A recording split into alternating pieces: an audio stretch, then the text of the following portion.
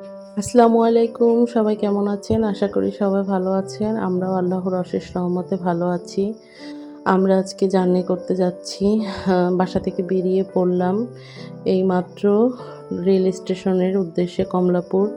দেখতেই পাচ্ছেন ট্রেনে উঠে গিয়েছি, কিন্তু এর মাঝে অনেক কিছু ঘটে গিয়েছে। আমরা আজকে ১.৫ ঘন্টা দাঁড়িয়েছিলাম রেল স্টেশনে। দুঃখিত, আমি সেই ক্লিপটা নিতে পারিনি। অনেক কষ্ট হয়ে গিয়েছে আমাদের জন্য। আজকে অনেক টায়ার্ড হয়ে গেছি ২-৩ জনেই আমরা, আমার ছেলে, আমার হাসব্যান্ড এবং আমি। যাই হোক, আল্লাহর রহমতে আমরা ট্রেনে উঠে পড়েছি। দেখতেই পাচ্ছেন কত সুন্দর একটা নদী।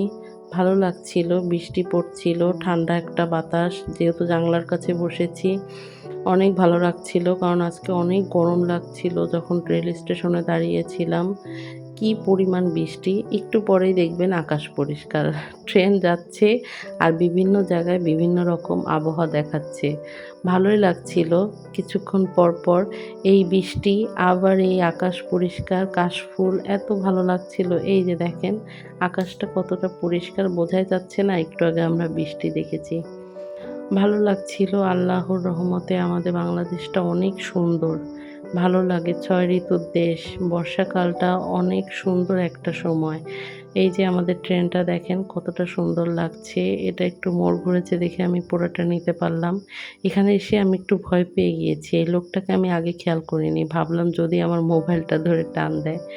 যাই হোক, এই যে দেখেন, এটা হলো পদ্মা সেতুর আগের রাস্তাটা। এই রাস্তাটা এত সুন্দর। আমরা যখন বাইকে যাই, একবার বাইকে গেলে আপনাদের সঙ্গে শেয়ার করব। বাইকে যেতেও আমার খুব ভালো লাগে। তবে গাড়িতে ভালো লাগে না। কেননা গাড়িতে আবদ্ধ, অতটা মজা পাই না। বাইকে যতটা মজা লাগে। এই তো দেখতে, দেখতে পদ্মা সেতুর উপরে উঠে গিয়েছি। মাওয়া ঘাট। আগের মতো পানি হয় না আমাদের পদ্মায়। দেখতেই পাচ্ছেন জায়গায়, জায়গায় চর। এখন ট্রেনটা শ্রীপুরের ওদিকে ছিল।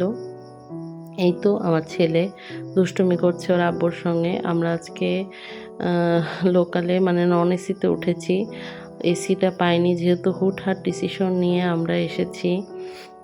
ফরিদপুরে রওনা দিয়েছি আজকে। এইজন্য সিট পেলাম নন এসিতে। তবে ভালো লাগছিল। আমার মানুষ দেখতে খুব ভালো লাগে। এটা একটা অবাক ব্যাপার। আপনারা হয়তো হাসবেন, না হলে বলবেন এটা কেমন কথা। জানি না, আমার মানুষ দেখতে কেন যেন অনেকটা ভালো লাগে। মানুষের কথাবার্তা একেক মানুষের একেক রকম। দেখতে খুব ভালো লাগে। দিক কিছুক্ষণ আগেই দেখলাম পরিষ্কার। দেখুন এখন আবার বৃষ্টি শুরু হয়ে গিয়েছে। ভালোই লাগছিল আবহাওয়াটা। এটা সম্ভবত শিবচর, হ্যাঁ, শিবচর স্টেশন।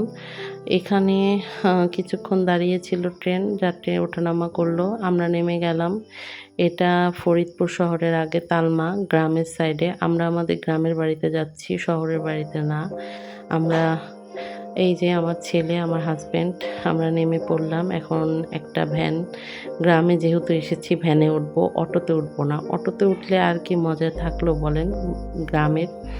আর শহরের বাড়িতে যাব না, যা বলতেছিলাম। শহরের বাড়িতে যেতে ভালো লাগে না। আমরা এখন গ্রামেই আসি। যেহেতু শহরে থাকি, ঢাকা শহর, এর থেকে তো আর শহর হয় না, না? এর জন্য ফরিদপুর শহরের বাড়িটা আমরা ভাড়া দিয়ে গ্রামে একটা বাড়ি করেছি। আমার শ্বশুর-শাশুড়ি এখানেই থাকেন। তারা আমাদের সাথে ঢাকায় থাকতেন, কিন্তু এই বাড়িটা করার পরে তারাও এখানে থাকেন। তাদের নাকি শহরে ভালো লাগে না। আমার ছেলে দেখতেই পাচ্ছেন বসে আছে। আমরা একটু রেস্ট নিয়ে আবার বেরিয়ে পড়লাম। বাসাটা দেখতেছিলাম চারপাশ ঘুরে। ভালো লাগে। গ্রাম মানেই অন্যরকম এক ভালো লাগা।